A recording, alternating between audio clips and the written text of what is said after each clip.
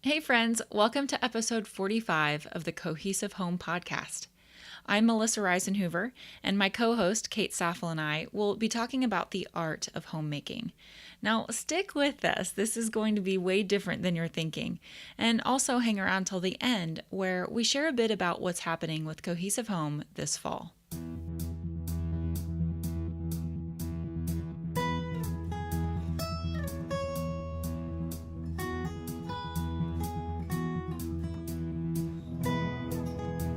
So, Melissa, I'm really excited about this topic, considering that my home is currently a camper in the woods in Massachusetts. Do you feel any less of a homemaker because you're in a trailer, though? You know, other than the fact that I can't do a whole lot to the interior that I would like to do, no, of course not. And I'm excited to talk about this topic because I feel like there can be some stigma around the word homemaker. And I think it's time that we reclaim what it really means. What say you? I'm in total agreement. Yes, I love it. You know, I've never really been shy of that title personally. I mean, I've always, that's been my goal as a life goal, I guess you could say, is to be a homemaker. My mom was a homemaker. I mean, she ended up going to work in the outside of the home later on, and we'll get into that later, as far as what we think, as far as being outside of the home and in the home. But, I've always kind of embraced the homemaker title, but I know that that's not the same for a lot of women. Well, it's not for me. I mean, just to kind of give another opinion for everyone listening, like I didn't grow up wanting that at all. And even as an adult, I've been in situations where, and it's usually a man, who will ask me like, "Oh, are you a homemaker?" And I'm like, "Well, yes, but I also do this, and this." And I feel like this defensiveness that I have to name all these other things that I do, because, culturally, we just don't always give that title the appreciation that I think you and I think that it deserves. Yes. Well, like you said, reclaiming it again. Because, I've always been like, yes, I am a homemaker. Or when it's any sort of thing you have to fill out and it says, what's your employment status? I'm like, either NA, not available, or I'll just put like homemaker, exclamation point, smiley face. And I don't know. I totally get what you're saying, though, because sometimes, depending on how someone says it, like, "Oh, you stay home." Like, yes, and I do all of these things. Right. And I don't get paid for it. True. But anyway. Very true. Yeah. Well, and so something that we were talking about before we started recording was separating out what it means to be a homemaker, and specifically how that's different from what you do for your work. Mm-hmm. Like whether or not you have an actual job outside the house doesn't necessarily influence whether or not you're a homemaker, right? Right, exactly. Yeah, I think that being even outside of the home, say you do have a job outside of the home, that doesn't make you any less of a homemaker. And I think that is the stigma, is that so many women think, oh, well, I'm not a homemaker if I have a full-time job. And right. I don't think you and I, Kate, agree with that. No, not at all. I don't think it's a this or that. Right. Right, where if you are a homemaker, then you cannot work outside the home. Or if you work outside the home, that you don't also care deeply about the home that you live in, right? Because we all have homes, whether or not we own them or they have wheels underneath them like mine. Exactly. Right, but we still want to make it a welcoming place for our families.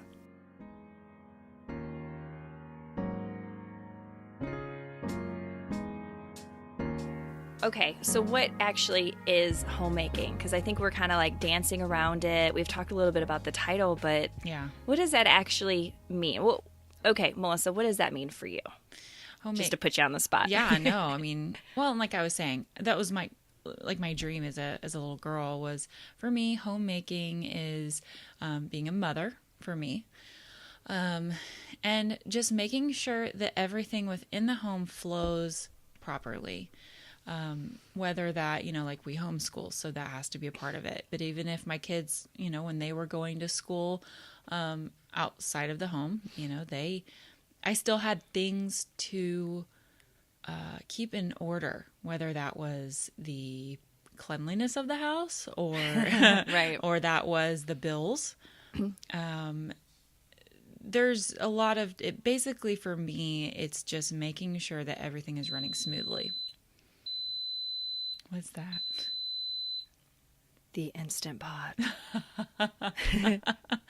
Speaking of homemaking. I know, tiny house problems. I mean, if you heard the Instant Pot, you probably also hear the birds chirping outside because I love it. Yeah, it's just all right here. Yeah. Well, so what's homemaking to you, Kate? Yeah, well, I was going to add on to what you were saying because I was thinking about that as you were talking about the organizing and the keeping track. And I do feel like today, at least, and I know you do as well, I keep track of so many things. I do our budget for our family. I pay our bills. I keep track of all the kids' things. I make sure to order stuff that we need. Amazon. Oh, I love you, Amazon Prime. Right? And then like the more traditional things that you think of, like grocery shopping and cleaning and laundry and all of that. I mean, that is definitely part of my work that I do in addition to my other work. Right. And I have heard in the blogosphere, is there still a blogosphere? People still read blogs? Yes. I have heard people refer to this as being a home manager. Yeah. I don't know if they feel like that maybe makes it feel a little bit more weightier. Yeah. Instead of homemaker, but I don't know. Job title. Yeah, but it's I don't know. What we do. It isn't really a job title because it's just, I don't know. It's life. It's just totally different. It's life. Yeah. We're getting super deep. Yeah. Well, so piggybacking on that, yeah, like how do you see homemaking? Or did you just answer that? And I'm just asking you the same question again. No, you're not. You're not at all. Because I think I was talking about the things that I do, but there is this other quality to homemaking that is not a list. And it's creating this feeling of belonging and comfort for my family. Mm-hmm. And a lot of that I pull from, the influence of my grandmother who was just a whiz at making everyone feel so comfortable and welcomed. And her art was really through cooking and baking.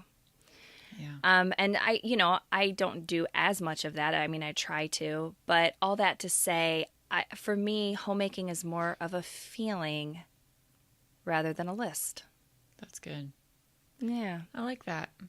Well, and it could kind of like what you were saying with your grandmother. It's kind of like, it's almost an art. It's almost even a lost art to some extent. I feel like there's so many things that, like you said, creating that warmth and that sense of just safety and home. Homemaker, right? You're creating, you're making home. So what is that to you? Whether it's on wheels or if it's in an apartment or if it's, wherever. It's really, it's fun to be able to create that sense of belonging in a space. Yeah. Well, and I think too, as you're listening, if you think about other people's homes or the home you grew up in and how it made you feel. Mm-hmm. What were some really positive memories that you have of home? Like, again, whether that was your own home or someone else's. And then how do you incorporate that? Because I know, again, I mentioned my grandmother, and she's always been a huge influence to me. And her home was very spare. It was very simple. There wasn't like a lot of doodads and knickknacks. Mm-hmm. And I think that's what's really influenced the way that I design and imagine my own home. I mean, that's where the minimalism came from, pretty sure. Yeah. That's so cool. Yeah, but what about you? Like, what kind of home did you grow up in, Melissa? I mean, a good one, but not one filled with a lot of like, I don't know. When you say grandmother, I think you've got traditions and things that are passed down, and other than maybe during holiday season, I don't really recall that. I didn't really have that. So, but what my mom was good at was keeping all the balls in the air for juggling, right? I mean, she was very good at that. And I guess that's where my sense of homemaking comes from. I would love to be more like creating that sense of warmth and those nostalgic memories, for my kids. Right. But to be honest, I don't create that. I make sure everyone's fed and that the toilet's clean. And those are big ones. I mean, like, I'd say those are pretty high up on the list. Yeah, they're pretty high. I mean, sometimes the bathroom gets a little iffy, but we get around to it.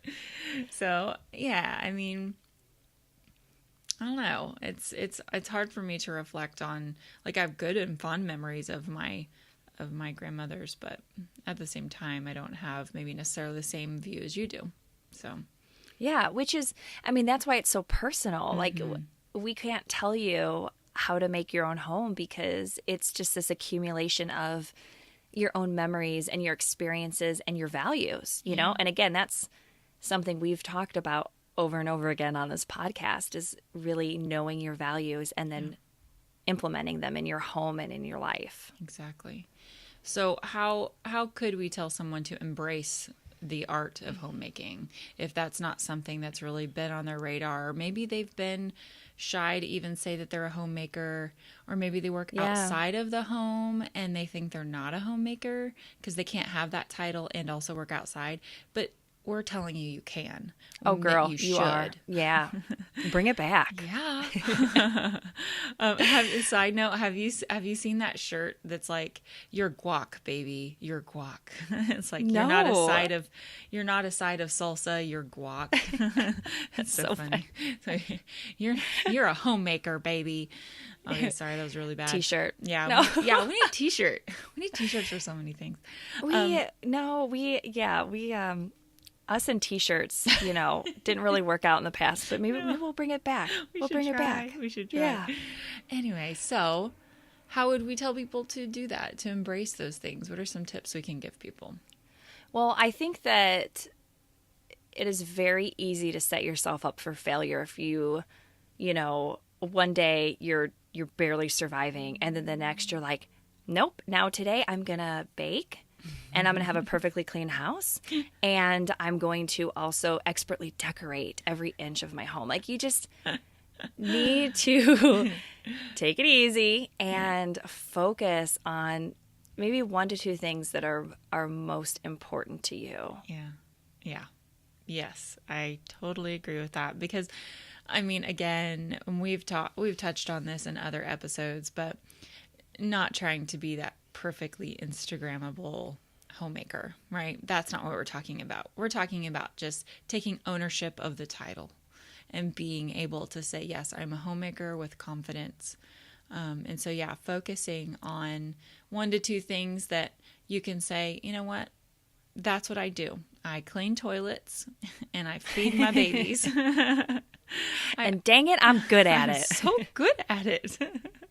By the way, if anybody has any bathroom cleaning tips, please send them our way.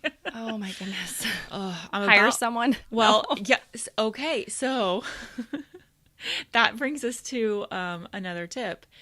Things that you don't love, you should outsource them. I have a really good friend who she outsources her cleaning. She hires someone to come in and clean her house. And it's because she wants to take that energy that she would otherwise be using on cleaning toilets and use it for her business and use it for time well spent with her family. And, and she moved into a larger home. So it was definitely helpful when that happened, because then it's like she's able to really put her all into these other projects and these other things in her life. And obviously I'm not in that spot right now. I have one bathroom. I have a very small house. We're about to go to an apartment that's basically the same size, just with an extra bathroom. Oh my goodness. And I'm about to make my kids clean one. Oh yes. You better guarantee that. They're the right age for that. Yes, they totally... are. I'm going to make it happen. Like, you get to clean your bathroom, kids. But, right?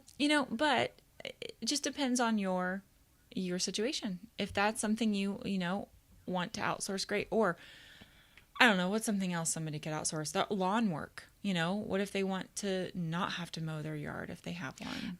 And that was something that we outsourced that we have over the years. And we wouldn't even go the route of hiring a big landscaping company. We would find like the neighbor boy and be like, here, you want to earn some extra money. And for us, it was worth it because we really dislike doing yard work.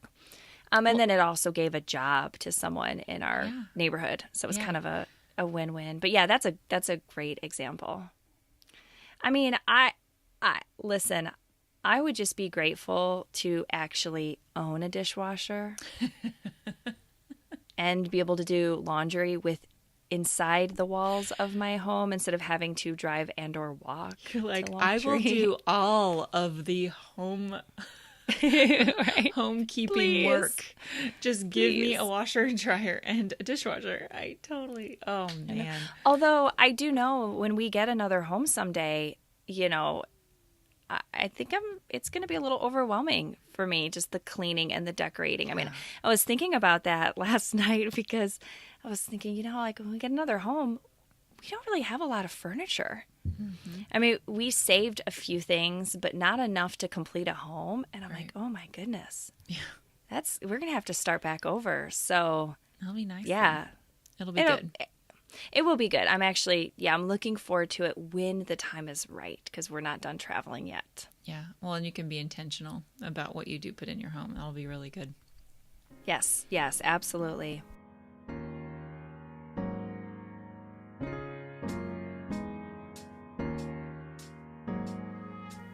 Well, and I am really excited to learn from all of the amazing interviews we have lined up this fall, Melissa. I think it's going to be so good. Yes, we are going to be able to just garner a lot of wisdom from the people that we have lined up. And this fall is going to be so good. So you're probably listening right now thinking, what the heck are Melissa and Kate talking about? Well, we have set up several interviews that will take place over the next several months. And we are going to be focusing on home design and specifically how these women and mothers uniquely design their homes for their families. Yes. So they'll be touching on all sorts of topics like minimalism to how they keep their homes simple and their lives simple and how they live by their values and how their home physically, emotionally, and spiritually reflect all of that. It's going to be great. It's not going to be a design podcast, even though we love design, and I'm sure that it will come up, but that is not what these episodes are going to be about. Yeah, so we just wanted to give you guys some fresh new content with some new things to think about, to hear from some different voices besides ours, even though you'll still hear from us. Oh yeah, we have opinions. We're not afraid to share them. Right? 45 episodes in, I think we're not afraid. And speaking of which, Melissa and I have been getting a little crafty behind the scenes. So we're still, Cohesive Home is our baby. Yep. It's our shared passion project that we just love doing because we just love you guys. But we both have different interests, things that we want to pursue. And so I'm launching something totally new this fall 2018. And Melissa's also got something up her sleeve. So we're going to fill you guys in just a little bit. Yeah. So with me, it's pretty simple. I am actually going back to school, which woohoo, at 36 Yay. years of age, I'm going to be going to aromatherapy school. I'm super excited. So yeah, learning all things aromatherapy. Which I'm really happy that you're doing that, because essential oils are, like they're such a big thing and they're very popular, but I don't feel like anybody knows how to use them safely. That was such a blanket statement. I'm sorry. Please don't email me if you know a lot about essential oils. No, but you're right. But though. I don't know. I don't know how to safely use them around my kids, or like what should be used in what situation. Right. And you're going to have the knowledge. Exactly. To tell us. And that's really so excited. That's really why I've been using essential oils for a little over 7 years and I love them, but I always feel lacking in my knowledge when someone comes to me and asks me how to use them properly. I want that education to back up what I'm saying. So I know with confidence that I am able to holistically treat somebody with aromatherapy and do it the proper way and have the credentials to back me up. So I'm super, super excited. And so if anybody is interested to talk about it, please contact me because I love talking about it. So anyway, so Kate, tell us about your thing because it's way more exciting than mine. It is not. It is not more exciting. I think it is. It's not.